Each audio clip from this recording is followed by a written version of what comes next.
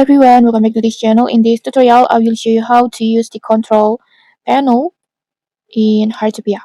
So in here, with this control panel, you can control multiple furniture items at once.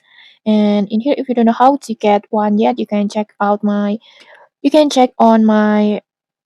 video in Heartopia playlist. I already made the video before.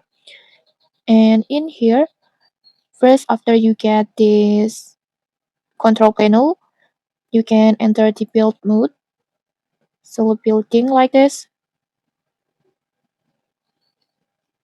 and then in here at the furniture, just you can just go to game and then just choose the control panel that you already purchased, this control panel, and then next just place it to anywhere that you want.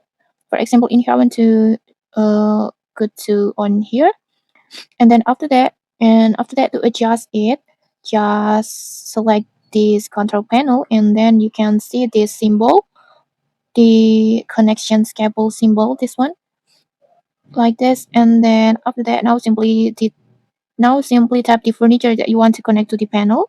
For example, I want to connect this one, and then try another one like this, like this. You can like this. You can connect until 10 furniture on here.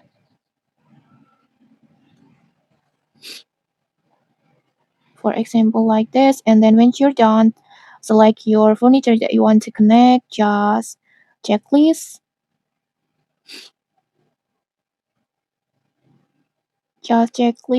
and then just complete